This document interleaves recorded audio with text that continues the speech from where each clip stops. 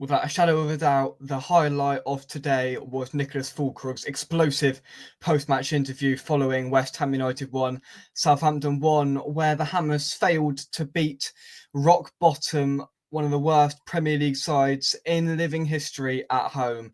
A 93rd minute equaliser from the Saints gave them a point and puts them just that one step closer to overcoming Derby's lowest ever points total in the Premier League. That was nothing short of an embarrassment today. And I'm going to get onto my own personal thoughts in just a second. When I was coming out after the game, I was just a little bit, it didn't really matter to me too much, to be totally honest. I was a bit meh. It's the end of the season. It is what it is.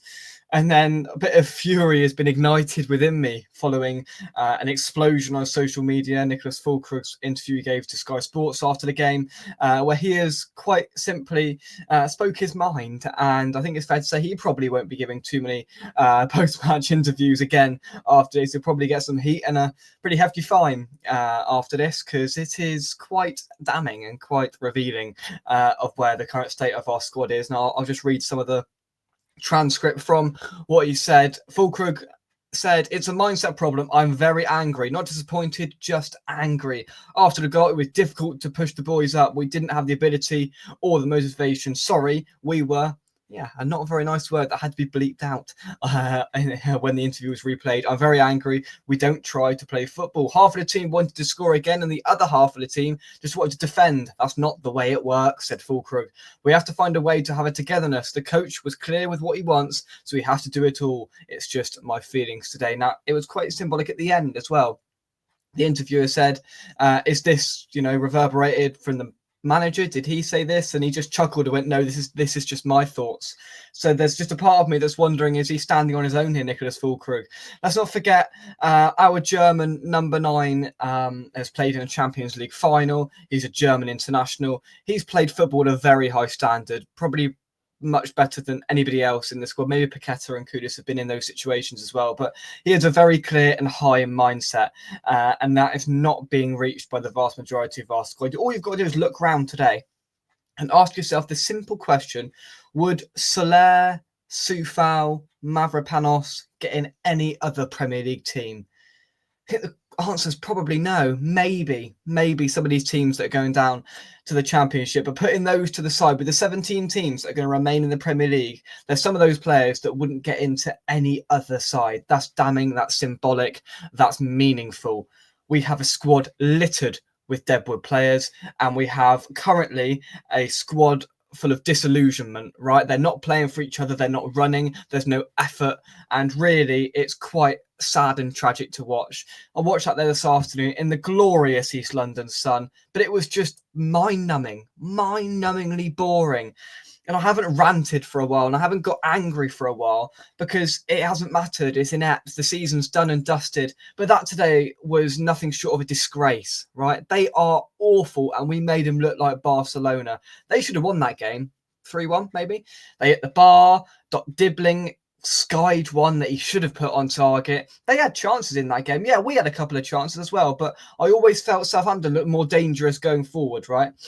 And if you'd have spoken to somebody who didn't know who was going down, there's only one team there this afternoon that looked like they were going down, and it was us. We are incredibly lucky that we have decided to put in this stinker of a season this season because of how low the standard is. Any other season in the last 10 years, we'd be down. We would be saying hello to Millwall. We would be in the Championship next season. I've got no doubt about that whatsoever. We have been appalling, right? And I was coming out of the ground today, and a bloke turned to his mate and said, "We should have stuck with Moyes." And that sums it up, right? How bad it was at the end of Moyes. Then we go into Lopetegui, which got even worse. And then, some are saying this is worse than Lopetegui, and you can't disagree with them. You can't form a judgment that disputes that at the moment. We've had some decent away performances, but at home, we have been dire. Right, how many games can we just reel off under Potter at home where we've been spineless, weak, and lethargic and awful, right? Brentford at home, Palace at home, Bournemouth at home at some parts. Today, there's too many of them. The bloke's only been here since January. We've been crap, right? Let's not beat around the bush. We've had decent performances away at Chelsea and Arsenal and Liverpool and Villa and all the rest of it. That's all well and good. Fantastic. But we can't do it at home against Southampton, Palace, Brentford, right? For goodness sake, where is the mindset? And you've got to ask questions about the leadership here, right? Jared Bowen is a fantastic player and he's been pivotal to West Ham over the last few years. But I'm sorry, the guy's not a leader. He's not a captain, right? I don't see him when we're playing badly, rallying the troops and, you know, telling people what they're doing wrong. He's just not that sort of player. An amazing, amazing talent, has done brilliant things for the football club, but the bloke's not a captain, right? And if you try and make an argument that he is, then I'm sorry, I just think you're wrong. I cannot see captain material in Bowen. He's not got that, you know, not arrogance. He hasn't got that sort of argumentative nature about him. He's not like a Roy Keane in midfield. He's not going to really try and get the players up. He's not that sort of player. And you've got Fulkrug coming out in post-match interviews, a player that has played at the very top of the game, coming out and saying things like that. It epitomises everything that is currently wrong with West Ham. Southampton had energy, they had direction, they had an identity today, right? They've been through 3 managers this season. They've got 11 points. They've shifted over 70 goals, right? And they looked far better than us today. And those Southampton fans, brilliant today. They were, full credit to them. You know, they've had to sit through some tough 90 minutes this season, and they turned up in their numbers today. They were loud, they were vocal, they had a laugh about going down to the Championship. I thought they were an excellent bunch of away fans, and they deserve to go back down south with all 3 today. Completely and utterly deserved it. We could have had no complaints if they won that. If they nicked another one at the end, no complaints whatsoever, because of the chances and the dominance. At some points, they added it over that game. You couldn't have argued with it.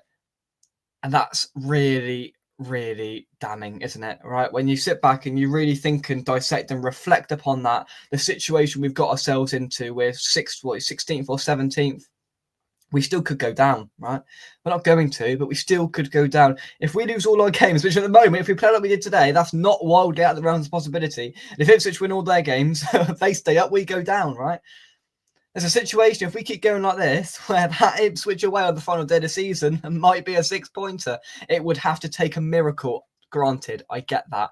But in any other season, we'd probably be down by the last day of the season because of how inept we have been. Defensively at the start of the season, appalling. Potter shored that up to an extent, right? To an extent. And then when you look at us going forward, we are spineless, right? We have not got a clue what we're doing going forward. Fulkrug wins a header or something. There's no one within 20 yards of him. Kudus gets the ball. You know what's going to happen. He's going to run. He's going to lose it. Bowen gets the ball. He might win a foul, but most likely he's going to lose it. Paqueta's going to spray a ball, try and find the perfect 100, 100 ball, and he's going to lose it. We've got no threat going forward. We are trying to be a counter. 49% possession, Southampton had today. Away from home, a team with 11 points after 33 games, came to our place, had 49% possession and should have won the game.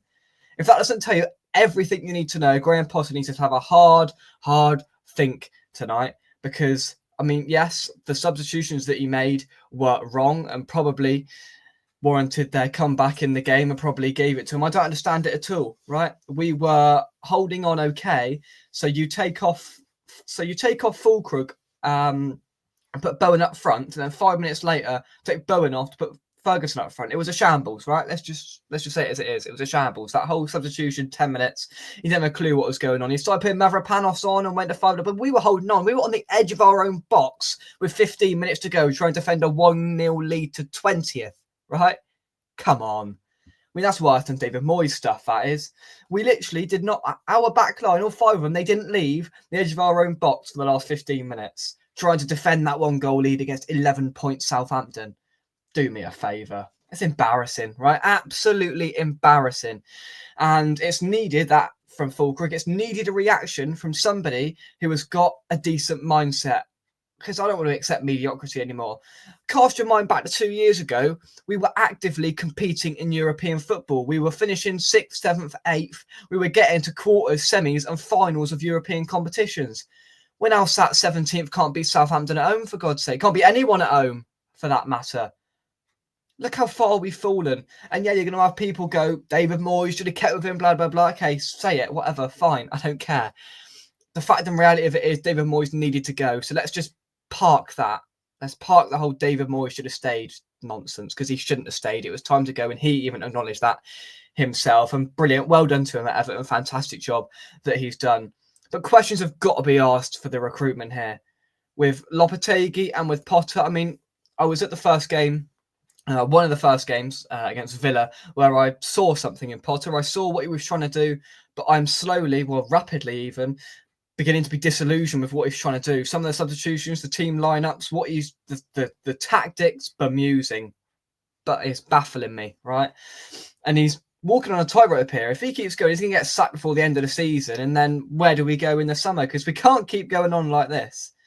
Be decent away from home and lose, and then be absolutely useless at home. We can't go on like that. So yeah, we'll probably get to the end of the season, and then all of a sudden, Graham Potter is giving David Sullivan a decision to make here, because he hasn't exactly drowned himself in glory, Graham Potter, has he? He's been in charge 100 days, and it's not been pretty. It really hasn't. There's been good performances nestled in there, but there's been real bad stuff as well. And the form table and the record, it doesn't look like good reading for Graham Potter. And I've tried to get behind it, but currently I'm struggling. Wolves away, and today that's two of the worst performances I've seen for a long time from West Ham. Worse than some of the Moyes stuff. That goes down to the deep dark depths of Brighton away 4-0 a couple of years ago. We lost down there, right? So bad, and things need to drastically change. We need to shift out some Deadwood, and we need to get players with the mentality like Nicholas Fulkrug in there. People say they want to get rid of him, right? You want to get rid of him, the player that's just tonight spoke up and said the truth. Can't get rid of him, right? If he wants to stay, keep that man. He is a proven striker. He can hold the ball up, he can head the ball, he can score goals, and he is captain material if I've ever seen it before. He was willing to go out there, and he knows a fine is coming. He was willing this afternoon. He could have down tools, right? The season's done. He could have went out, done the classic, oh yeah, we tried, thanks to the fans, blah, blah, blah. He could have done the classic interview, but no, he actively decided to go and slag it all off, knowing there's a fine and all sorts coming his way because of that. I commend it. Nicholas Fulkrug, superb tonight. Well done. And it's a shame no one else has the balls to come out and do that, because it was needed, it was necessary, and he was bang on in absolutely everything that he said. Change is needed. Where it happens, I don't know. How it happens, I don't know. I'm not paid to work that out. There are people that are paid significant amount of money to try and work that out, because we cannot have this again next season. If this carries on, we're going to go down, right? And I've got no qualms about that whatsoever. If we carry on the way we have done in the last 10 games or so, we will get relegated next season, regardless of how good or bad the promoted sides are. That's how bad that was today.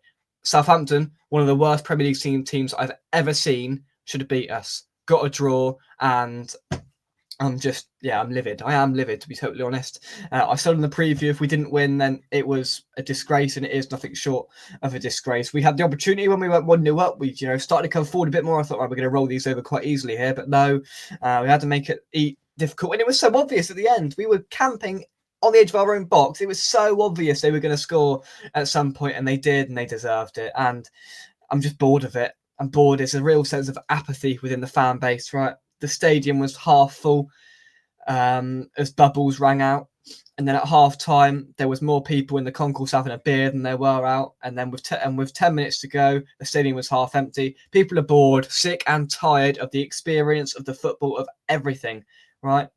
No wonder there's a lot of fans that just don't bother going to home games. No wonder there's a lot of fans that just do the away games for the atmosphere and for the day out and for everything that comes alongside it, because it is just tedious, completely and utterly tedious, and change is necessary.